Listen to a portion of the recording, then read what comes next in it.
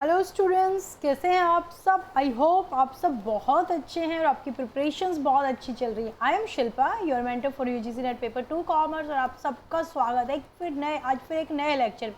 तो friends, lecture को start करने से पहले मैं यहाँ पे मेंशन कर देती हूँ कि if you want to connect me with the Telegram, so this is my Telegram channel link. यहाँ से आप मुझसे कनेक्ट हो सकते हैं थ्रू टेलीग्राम।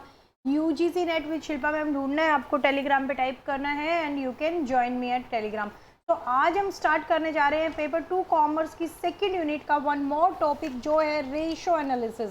तो रेशो एनालिसिस एक ऐसा टॉपिक है जिसको आप राइट फ्रॉम 11th-12th स्टडी करते आ रहे हैं। और देखिए ना, ये इतना इंपॉर्टेंट टॉपिक है कि अभी तक आपका पीछा नहीं छोड़ रहा है। इवन आपकी ग्रेजुएशन में, अगर आप पोस्ट ग्रेजुएशन कर रहे हैं या कर चुके हैं, अभी भी रेशियो एनालिसिस आपके साथ एज इट इज बना हुआ है।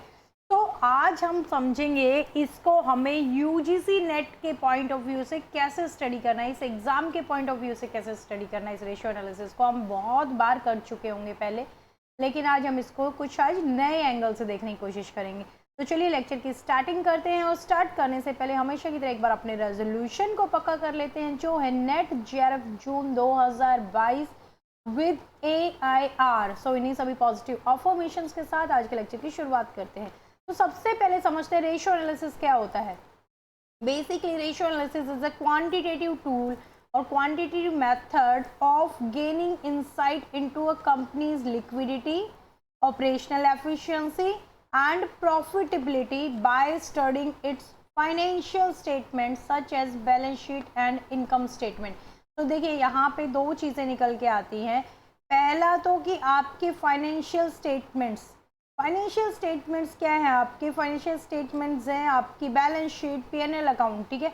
तो जब आप इनका एनालाइज करते हैं, इनको देखते हैं, तो आपके फाइनेंशियल स्टेटमेंट से लिमिटेड इन्फॉर्मेशन यहाँ से आपको डिराइव होती है। लिमिटेड इन्फॉर्मेशन मतलब आपको ज़रूरी नहीं है कि फाइनेंशियल स्टेटमेंट की स्टडी एक लेमैन अच्छे से कर पाए, लेकिन जब आप उन फाइनेंशियल स्टेटमेंट का रेशो एनालिसिस कैलकुलेट करते हैं, आप उसको रेशो के फॉर्म में कैलकुलेट करते हैं उसके आंकड़ों को, तो यहाँ पे ये क्या करता है, यहाँ पे कंपनी की लिक्विडिटी के बारे में, कंपनी की ऑपरेशनल एफिशिएंसी के बारे में, operational efficiency as well as company की प्रॉफिटेबिलिटी के बारे में, यहाँ पे प्रॉफिटेबिलिटी और बहुत सारे अदर पैरामीटर्स हैं जिनके बारे में यहाँ से रेशियो एनालिसिस से आपको इन्फॉर्मेशन डिराइव होती है। तो रेशियो एनालिसिस, सपोज करते हैं रेशियो एक बहुत ही फेमस रेशियो है करंट रेशियो। तो करंट ऐसे तो आप सारी एसेट्स को, लाइबिलिटीज़ को देखते हो तो आपको इतना कुछ नहीं समझ में आएगा क्योंकि इतने बड़े बड़े फिगर्स होंगे, नंबर ऑफ एसेट्स होंगे, लेकिन जब आप उसको कन्वर्ट कर दोगे करंट रेशियो में, तो आपको एसेट्स और लाइबिलिटीज़ की कंपैरेटिव यहाँ पे आपको एक फिगर पता चल जाएगी कि अगर आपका पता है करंट रेशो का आइडल रेशो, हम मतलब मोटा मोटी हम सबको पता है कि 2:1 है। तो अगर वो रेशो यहाँ से कम है या ज़्यादा है, तो इससे कोई भी बंदा जिसको थोड़ी बहुत भी अकाउंट की नॉलेज है, यहाँ से इन्फॉर्मेशन को, यहाँ से यूजफुल इन्फॉर्मेशन को यहाँ से डिराइव कर लेगा। Clear. So the numerator and the denominator of the ratios to be ratio to be calculated are taken from financial statements, thereby expressing a relationship with each other। देखिए ratio में क्या होता है कि यहाँ पे आप दो फिगर्स को, तो सपोज करंट एसेट्स की, हम करंट रेशियो की बात करते हैं, तो हम क्या करेंगे, यहाँ पे करंट एसेट्स, यहाँ पे हम लेंगे करंट लाइबिलिटीज और इनको एक दूसरे के रिलेशन में यहाँ पे एक्सप्रेस करते हैं। तो यहाँ पे ये हमने करंट रेशियो और करंट लाइबिलिटीज कहाँ से ली, बैलेंस शीट से, ठीक है। और इनको हमने कैसे एक्सप्रेस किया, with relation to each other, एक दूसरे के रिलेशनशिप में हमने यहाँ पे इनको एक्सप्रेस किया है, ठीक है। So it is a fundamental tool that every company uses to ascertain the financial liquidity, debt burden, profitability and how well it is placed in the market compare to peer. यानी कि देखिए अलग अलग parameters, अलग अलग पैमाने पर हम कंपनी को यहाँ पे एनालाइज कर सकते हैं। फाइनेंशियल लिक्विडिटी, ठीक है, उनमें मतलब फाइनेंशियल तरलता कितनी है, लिक्विडिटी मतलब अपने जो भी कर्ज का भुगतान करने के लिए कंपनी कितना, शॉर्ट टर्म लिक्विडिटी की हम यहाँ पे बात कर रहे हैं, कितना रेडी है। डेट बर्डन, लॉन्ग टर्म की बात करें। Profitability gross profit, net profit या फिर रिटर्न ऑन इन्वेस्टमेंट वगैरह, या फिर हम यहाँ पे कॉम्पिटिटर्स के कंपैरिजन में या पीयर्स के कंपैरिजन में कितना बेहतर परफॉर्म कर रही है कोई कंपनी, वो उनकी रेशो से यहाँ पे माप सकते हैं।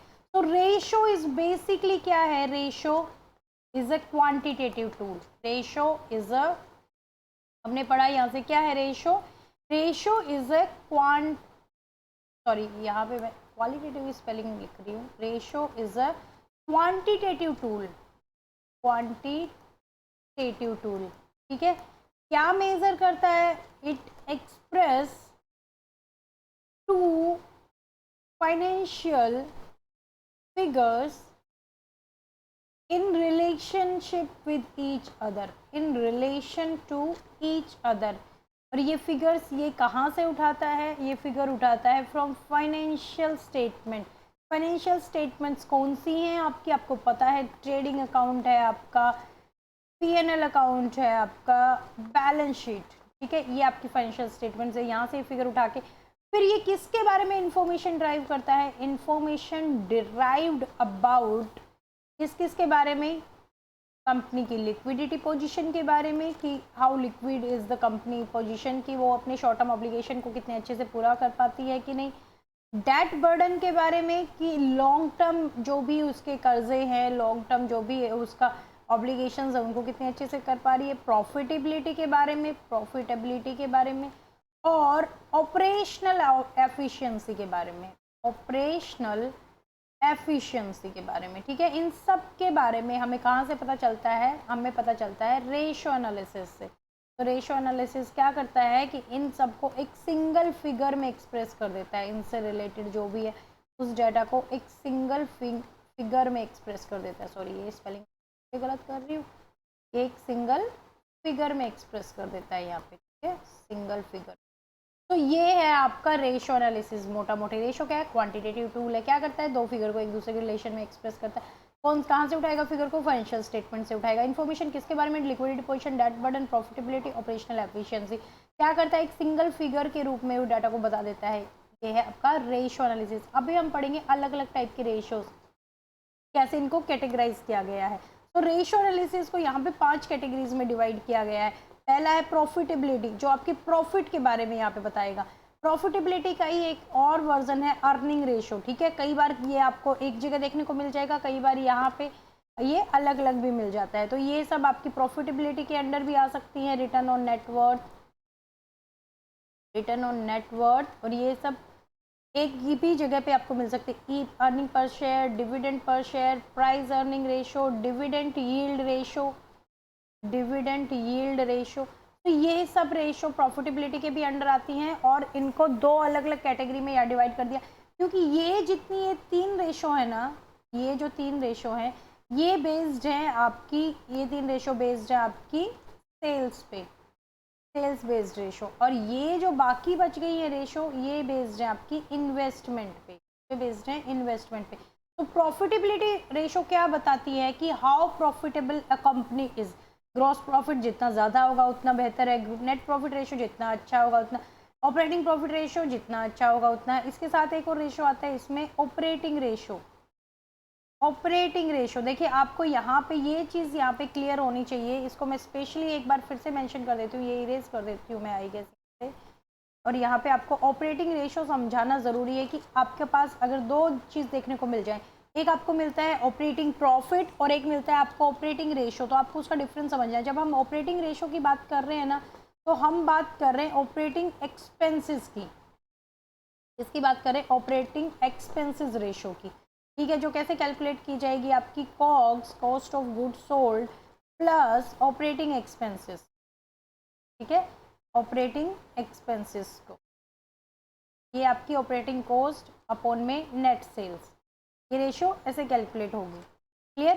तो यहाँ पे आप क्या करेंगे, यहाँ पे आपको क्या करना है, यहाँ पे आपको ये रेशो के मामले में आपको अक्सर स्टेटमेंट बेस्ड क्वेश्चन मिल जाते हैं। तो आपको ध्यान रखना है, जहाँ पे हम प्रॉफिटेबिलिटी रेशो में बात कर रहे हैं ना, ये जितने हाई हो उतना ही अच्छा है, वहीं पे ऑपरेटिंग रेशो आपकी जितनी कम हो उतना ही अच्छा है, क्योंकि ये बात कर रही है ऑपरेटिंग एक्सपेंसेस की। So don't get confuse with the operating profit ratio और ऑपरेटिंग रेशो।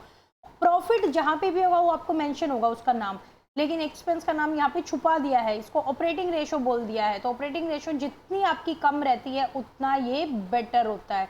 तो ये पॉइंट एक आप यहाँ पे स्टार मार्क करके याद रखेंगे इसको। फिर आता है आपकी सोल्वेंसी रेशियो। सोल्वेंसी रेशियो क्या बताती है? सोल्वेंसी रेशियो बताती है कि कंपनी अपने लॉन्ग टर्म डेट बर्डन को कितना अच्छे से एफिशिएंटली हैंडल यहाँ पे कर पा रही है। इसमें आता है आपका debt equity ratio, interest coverage ratio और भी बहुत सारी रेशियो, प्रोप्राइटरी रेशियो आती है आपकी, डेट रेशियो आती है, ये डेट टू इक्विटी है, एक सिंपल डेट रेशियो भी आती है। सो यहाँ पे जस्ट फॉर एग्जांपल कुछ रेशियोज इंक्लूड की गई। फिर आता है आपका लिक्विडिटी रेशियो। लिक्विडिटी रेशियो क्या बताता है? आपका शॉर्ट टर्म ऑब्लिगेशन, जहाँ पे आपका डेट रेशियो बताता है long term obligation, liquidity ratio बताता है short term obligation. Liquidity ratio में क्या आता है? मेनली दो आती है, करंट रेशियो और क्विक रेशियो, और कभी कभी आपको एब्सोल्यूट क्विक रेशियो और एब्सोल्यूट करंट रेशियो देखने को मिल जाती है। टर्नओवर रेशियो क्या बताता है कि how efficiently your assets are being used, how efficiently assets are being used, assets are being used, कि एसेट्स को कितना एफिशिएंटली यूज किया जा रहा है, ये बताता है आपका टर्नओवर रेशियो। ये fix turnover ratio, inventory turnover ratio, receivable turnover ratio, इसी तरह से आप क्रेडिटर टर्नओवर रेशियो वगैरह भी निकालते हैं, ठीक है। फिर अर्निंग रेशियो आता है जिसमें price earning ratio, earning per share, return on net worth, तो ये जितना ज़्यादा होता है उतना अच्छा है। तो यहाँ पे आप देखेंगे कि प्रॉफिटेबिलिटी रेशियो को दो पार्ट में डिवाइड किया, एक प्रॉफिटेबिलिटी, एक अर्निंग रेशियो। समटाइम ये एक का ही पार्ट होते हैं, समटाइम ये दो में भी डिवाइड कर देते हैं। तो फ्रेंड्स, आप इन रेशियोज के फॉर्मूलाज को अच्छे से लर्न कर चुके हैं, मैं ये मान के चलती हूँ, क्योंकि this is not the time जहाँ पे आपको स्पून फीडिंग करवाई जाए। तो मैं ये मान के चलती हूँ आपने इनके फॉर्मूलाज को अच्छे से याद कर लिया। नाउ इस सेशन का मेरा पर्पज़ ये है कि मुझे आपने जो अभी तक स्टडी कर लिया है उसको पिन पॉइंटली यूजीसी नेट कॉमर्स के लिए डायरेक्ट करना है। मतलब कि आपकी study exam point of view से कैसे होनी चाहिए, वो डायरेक्शन आपको देने के लिए स्पेशली ये लेक्चर कंडक्ट किया गया है। तो यहाँ पे हम कुछ क्वेश्चंस को डिस्कस करके देखेंगे सो दैट आपको समझ में आए कि रेशियो एनालिसिस में से किस तरह के क्वेश्चन बन सकते हैं। मोस्टली हम क्या समझ के चलते हैं कि रेशियो एनालिसिस है तो भैया न्यूमेरिकल ही आएंगे, लेकिन ऐसा ज़रूरी नहीं है। यहाँ पे स्टेटमेंट एंड असर्शन रीजनिंग के इतने अच्छे क्वेश्चन बन सकते हैं, इतने हाई लेवल क्वेश्चन बन सकते हैं जो आपने पढ़े होने के बावजूद भी आप वहाँ पे अटक सकते हैं। तो चलिए उन क्वेश्चन की हम थोड़ी सी प्रैक्टिस करते हैं। तो यहाँ पे पहला क्वेश्चन ही दे दिया है आपका, एक थ्योरेटिकल क्वेश्चन है, why calculating gross profit if net profit is given. ठीक है, आपको यहाँ पे क्या करना है, नेट प्रॉफिट से ग्रॉस प्रॉफिट पे जाना है, नेट प्रॉफिट से ग्रॉस प्रॉफिट पे जाना है। ठीक है, तो आपको पता है ग्रॉस प्रॉफिट क्या होता है। ग्रॉस प्रॉफिट इज लाइक कि जब आप अपने मैन्युफैक्चरिंग एक्सपेंसेस को सेल्स में से माइनस करते हैं, तो जब सेल्स में से आप कॉस्ट ऑफ गुड सोल्ड को माइनस कर देते हैं तो ये आ जाता है आपका ग्रॉस प्रॉफिट। और इस ग्रॉस प्रॉफिट में से जब आप ऑपरेटिंग एक्सपेंसेस को माइनस कर देते हैं, ऑपरेटिंग एक्सपेंसेस या फिर जिनको बोला जाता है इनडायरेक्ट एक्सपेंसेस को माइनस कर देते हैं और प्लस कर देते हैं यहाँ पे आप ऑपरेटिंग इनकम को आपकी, तो ये बन जाता है आपका यहाँ पे नेट प्रॉफिट। ठीक है, नेट प्रॉफिट। अभी आपको नेट प्रॉफिट से वापस जाना है ग्रॉस प्रॉफिट पे, तो आप क्या करेंगे, ये जो आपने माइनस और प्लस किए सिंपली इनका रिवर्स कर देंगे। तो चलिए ऑप्शन से देखते हैं। It can be converted into gross profit by adding interest to it. Interest क्या है आपका, इंटरेस्ट है आपका ऑपरेटिंग एक्सपेंसेस। तो अगर आपने ऑपरेटिंग एक्सपेंसेस को यहाँ पे माइनस किया था तो ऑब्वियसली ग्रॉस प्रॉफिट पे जाने के लिए अभी इसको हम यहाँ पे नेट प्रॉफिट में प्लस कर देंगे। It can be converted into gross profit by adding indirect expenses to it. देखिए हमने यहाँ पे ऑपरेटिंग एक्सपेंस लगाओ चाहे इनडायरेक्ट एक्सपेंसेस लगाओ, हम यहाँ पे दोनों को एक ही है ये दोनों चीज़ें। तो यहाँ पे अगर वापस कर देते हैं इनडायरेक्ट एक्सपेंसेस, अपने इनडायरेक्ट एक्सपेंसेस यहाँ पे हम लोग वापस कर देते हैं या फिर ऑपरेटिंग एक्सपेंसेस हम यहाँ पे कर देते हैं, तो ये बन जाता है आपका फिर से ग्रॉस प्रॉफिट। क्लियर, तो ये दोनों ही स्टेटमेंट सही हैं, तो हमारा आंसर आ जाएगा ए एंड बी। तो it was as simple as that. ठीक है, आपको भी पता है ग्रॉस प्रॉफिट कैसे कैलकुलेट होता है, आप हमेशा से इसको करते आ रहे। तो यहाँ पे अगर इसको थ्योरेटिकली अगर पूछ लिया जाए तो आपको इसकी न्यूमेरिकल की थ्योरेटिकल इम्प्लीकेशन पता होनी चाहिए, ये एप्लीकेशन आपको करते आना चाहिए। नेक्स्ट क्वेश्चन दे दिया फिर यहाँ पे आपको एक प्योर न्यूमेरिकल, तो इसका सॉल्यूशन हम लोग निकालते हैं। यहाँ पे पूछा है नेट प्रॉफिट रेशियो, तो सबसे पहले हमें नेट प्रॉफिट रेशियो का फॉर्मूला पता होना चाहिए। तो नेट प्रॉफिट रेशियो का फॉर्मूला है net profit after tax divide by net sales. ठीक है, नेट सेल्स क्या है, सेल्स में से सेल्स रिटर्न को जब आप माइनस कर देते हैं ये आ जाएगा आपका नेट सेल्स। तो यहाँ पे क्या पूछा है कि if sales is 10 lakh and sales return are 50,000। तो यहाँ पे नेट सेल्स कितनी आ गई, 10 में से 50 गया 9.5 लाख रुपए, ठीक है, 9.5 लाख आ गई आपकी। Profit before tax is 2 lakh and income tax is 40%। तो इस 2 लाख में से क्या करेंगे आप, टैक्स घटा देंगे। तो यह क्या करेंगे, 0.60 से इसको मल्टीप्लाई कर देंगे। तो ये आ जाएगा आपका 1,20,000 divide by 9,50,000 into 100। Net profit ratio हमेशा परसेंटेज में आएगा। तो ये आ जाएगा आपका सॉल्व करने के बाद 12.63, ये है आपका नेट प्रॉफिट रेशो। तो ये बहुत ही सिंपल क्वेश्चन था। मूविंग टू द नेक्स्ट, एक और थ्योरेटिकल क्वेश्चन ये आ गया, overall profitability ratios are based on. देखिए अगर ये पूछता नॉर्मल प्रॉफिटेबिलिटी रेशो, ठीक है, so profitability ratio are based on investment and sales, दोनों पे डिपेंड करता है। और जो इन्वेस्टमेंट पे डिपेंड करती है उनको क्या बोला जाता है, ओवरऑल प्रॉफिटेबिलिटी रेशो, या फिर उनको बोला जाता है earning ratio, overall profitability ratio, या फिर उसको बोला जाएगा अर्निंग रेशो। तो उस ओवरऑल प्रॉफिटेबिलिटी रेशो भी क्लियर है किस पे बेस्ड होती है, इन्वेस्टमेंट पे बेस्ड होती है। अगर सिंपल प्रॉफिटेबिलिटी रेशो पूछता तो हमारा जवाब होता था बोथ, लेकिन अगर सिर्फ पूछा ओवरऑल प्रॉफिटेबिलिटी तो इन्वेस्टमेंट बेस्ड रेशो को ही बोला जाता है ओवरऑल प्रॉफिटेबिलिटी रेशो। फिर यहाँ पे एक और प्योर न्यूमेरिकल क्वेश्चन आ गया, determine working capital turnover if current asset is 1,50,000 and current liability is 1 lakh, cost of good sold is 3 lakh. तो यहाँ पे आपको बताना है कि वर्किंग कैपिटल टर्नओवर रेशो कैसे निकालते हैं। So working capital turnover ratio को निकालने का फॉर्मूला है आपका सिंपल है, आप निकालेंगे यहाँ पे COGS, cost of good sold upon net working capital, और working capital, net working capital हम इसको बोलेंगे, नेट वर्किंग कैपिटल, ठीक है। तो कोग्स आपको गिवन है यहाँ पे 3 लाख है, और नेट वर्किंग कैपिटल का फॉर्मूला क्या है आपका, current asset minus current liability. तो ये कितना है 50,000, तो इसका आंसर कितना आ जाएगा हमारा 6 टाइम्स। तो सिंपल है, यहाँ पे हमें थ्योरेटिकल प्लस न्यूमेरिकल दोनों पे ही फोकस रखना है, लेकिन अगर हमें न्यूमेरिकल अच्छे से आते हैं तो हम उसका थ्योरेटिकल वर्जन इजीली अटेम्प्ट कर सकते हैं, ठीक है।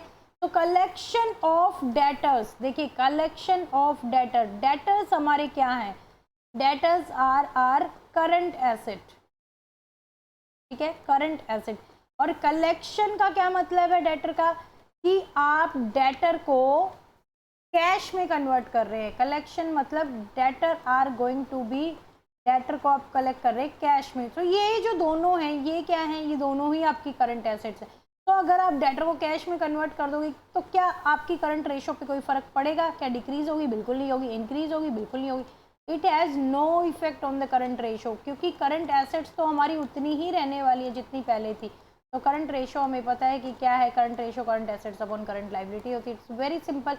फिर एक और क्वेश्चन पूछ लिया ऑपरेटिंग रेशो का, ये क्वेश्चन इंपॉर्टेंट बनता है। ऑपरेटिंग रेशो अभी हमने पढ़ा है, ऑपरेटिंग रेशो का मतलब क्या है, ऑपरेटिंग रेशो का मतलब बात कर रहे हैं यहाँ पे ऑपरेटिंग एक्सपेंसेस के बारे में, इसके बारे में बात कर रहे हैं यहाँ पे ऑपरेटिंग एक्सपेंसेस के बारे में। तो ये क्या बोल रहा है, if operating expenses is 60,000, operating expenses है यहाँ पे 60,000, तो ऑपरेटिंग रेशो कैसे निकालते हैं, आपकी ऑपरेटिंग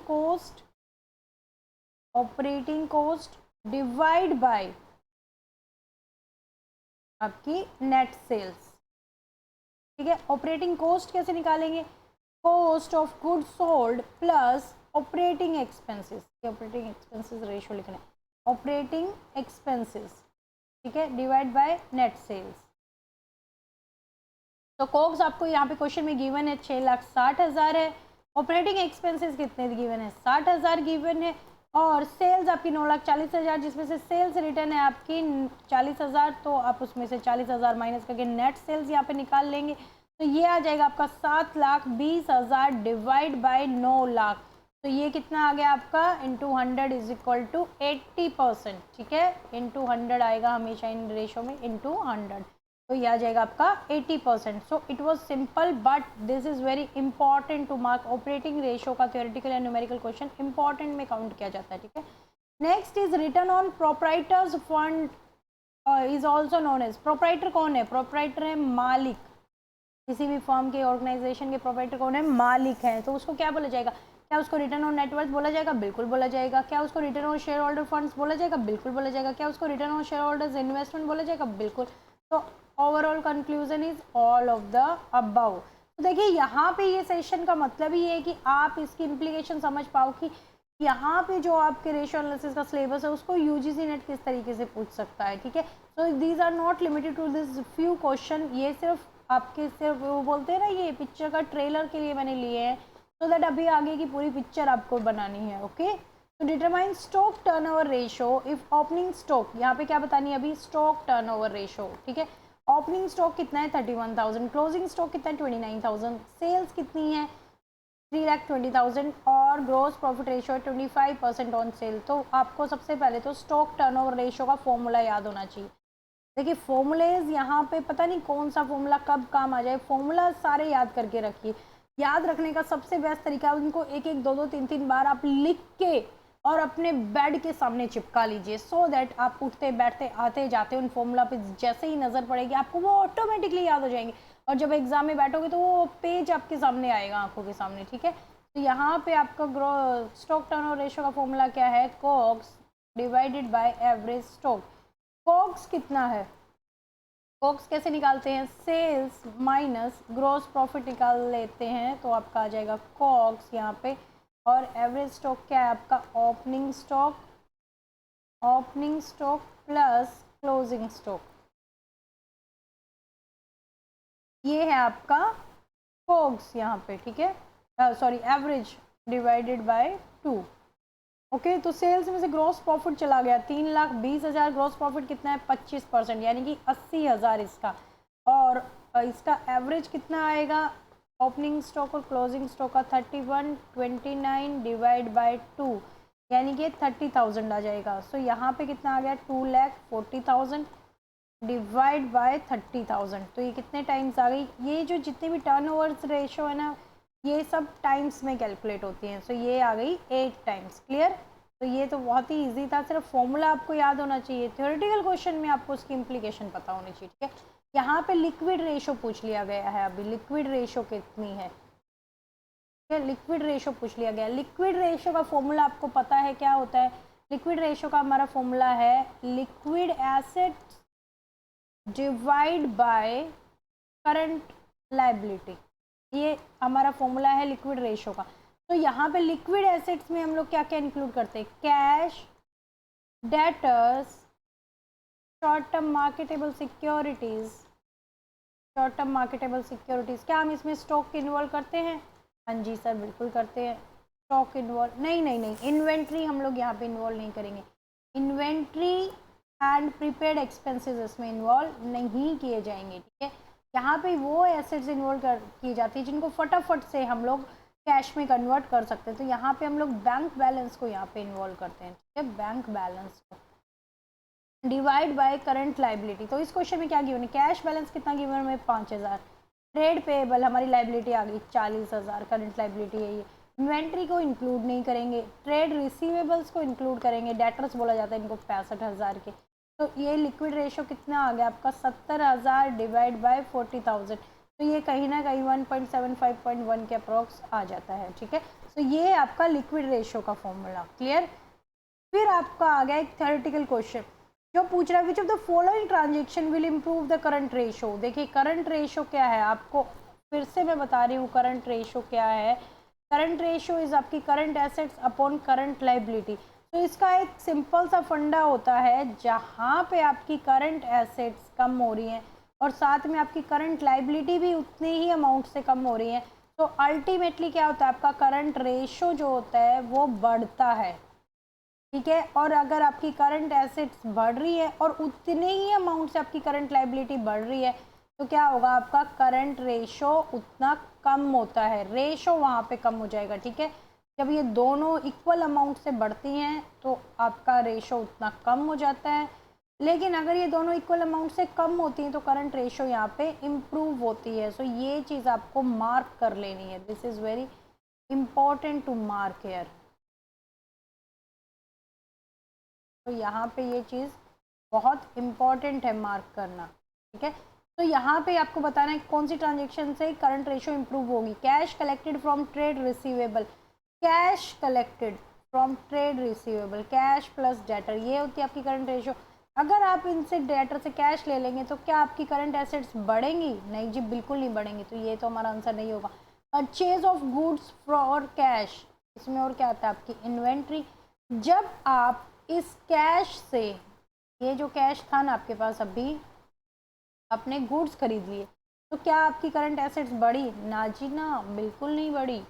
फिर ये पूछता payment to trade payable, payment to trade payable, ये आपकी लाइबिलिटी है ट्रेड पेएबल, क्या इसके करने से बढ़ेगी?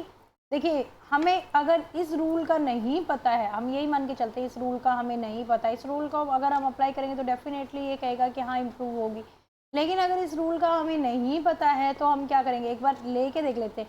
5,000 रुपये हमारे पास कैश है, 10,000 के डेटर्स हैं और आपके पास 15,000 की इन्वेंट्री है। ये है आपकी करंट एसेट्स, ठीक है। कितनी हुई है? 20-30, तो यहाँ पे हम लोग 15,000 के ट्रेड पेएबल्स मान लेते हैं, क्योंकि आइडल रेशो 2:1 है ना, तो हम लोग आइडल से कम तो कुछ करेंगे ही नहीं ना, तो यहाँ पे हम लोग आइडल रेशो अपना बना लिया 2:1।